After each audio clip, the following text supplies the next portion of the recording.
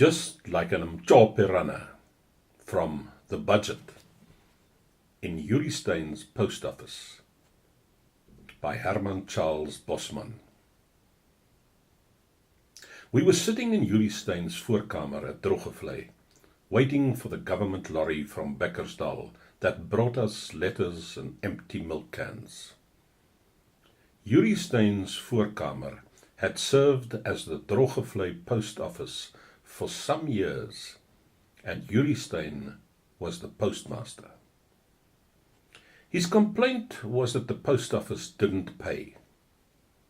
It didn't pay him, he said, to be called away from his lands every time somebody came in for a penny stamp. What was more, Gysbert van Tonder could walk right into his voorkamer whenever he liked, without even knocking.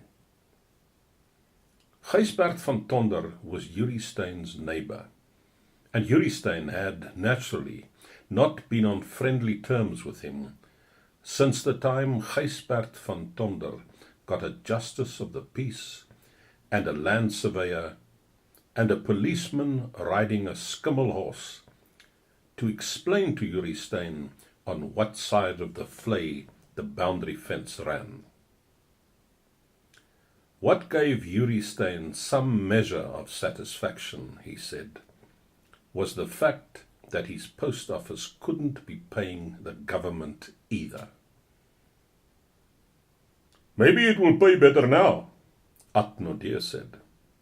"Now you can charge more for stamps, I mean." Had a wireless, and was therefore always first with the news. Moreover, had made that remark with a slight sneer. Now, Jurie Steyn was funny in his way. He didn't mind what he himself said about his post office, but he did not take kindly to the ill-informed criticism he sometimes received from people who had no idea how exacting a postmaster's duties were. I can still remember some of the things Jurie Steyn said to a stranger who dropped in one day for a half-crown postal order when Jurie Steyn had been busy with a cream separator. The stranger spoke of the buttermilk smudges on the postal order form, which made the ink run in a blue splotch when he tried to fill in the form. It was then that Jurie Steyn asked the stranger if he thought Mariku buttermilk wasn't good enough for him, and what he expected to get for half a crown. Jurie Steyn also started coming from behind the counter so that he could explain better to the stranger what a man could get in the bushveld for considerably less than half a crown. Unfortunately, the stranger couldn't wait to hear. He said that he had left his engine running when he had popped into the post office. From that it would appear that he was not such a complete stranger to the ways of the Groot Mariku. With regard to Atnodeer's remark now, however, we could see that Jurie Steyn would have preferred to let it pass. He took out a thick book with black covers and started ticking off lists with a pencil in an important sort of way. But all the time we could sense the bitterness against Atnodeer that was welling up inside him. And when the pencil broke, Jurie Steyn could stand it no longer.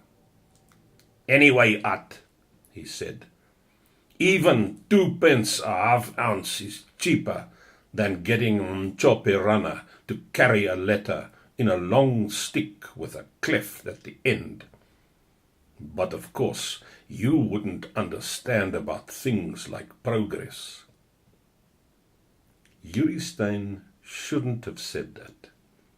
Immediately 3 or 4 of us wanted to start talking at the same time. Cheaper, maybe, Johnny Kun said. but not better, or quicker, or cleaner. Johnny Kun almost choked with laughter. He thought he was being very clever. Meanwhile, Chris Velman was trying to tell a story we had heard from him often before, about a letter that had been posted at Christmas time in Volksrust and had arrived at its destination, Mchopi's Kloof, 28 years later, on Dingaan's Day. If Mchopi Runner had taken 28 years to get from Volksrust to Mchopi's Kloof, Chris Velman said, we would have known that he didn't run much.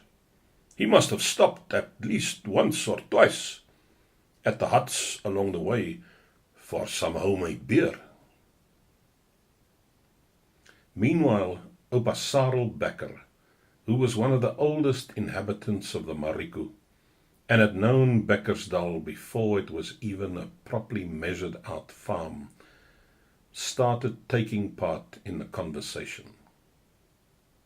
But because Oupa Becker was somewhat deaf and a bit queer in the head on account of his advancing years, he thought we were saying that Jurie Steyn had been running along the made road carrying a letter in a cleft stick.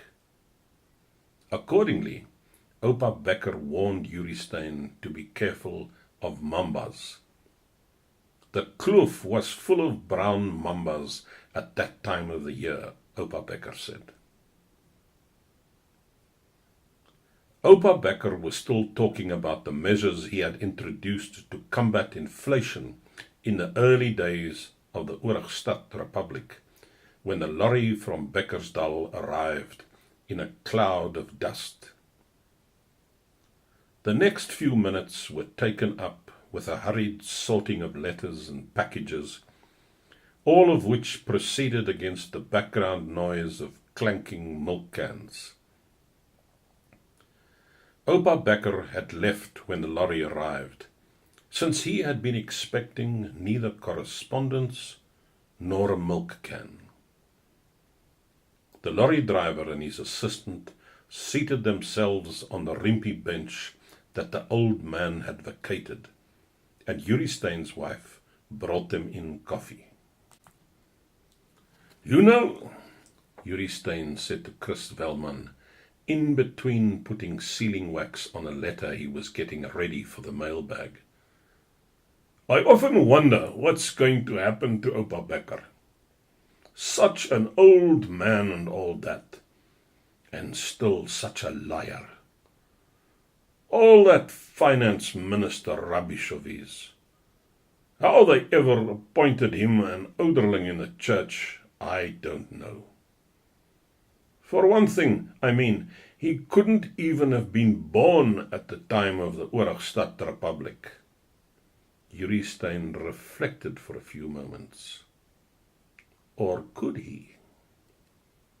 I don't know, Chris Velman answered truthfully. A little later, the lorry driver and his assistant departed. We heard them putting water in the radiator. Some time afterwards, we heard them starting up the engine noisily and the driver swearing to himself quite a lot. It was when the lorry had already started to move off that Jurie Steyn remembered about the registered letter on which he had put the seals. He grabbed up the letter and was over the counter in a single bound. Chris Velman followed him to the door. He watched Jurie Steyn for a considerable distance, streaking along in the sun behind the lorry and shouting and waving the letter in front of him and jumping over thorn bushes. Just like Mchopi Runner, Chris Velman said.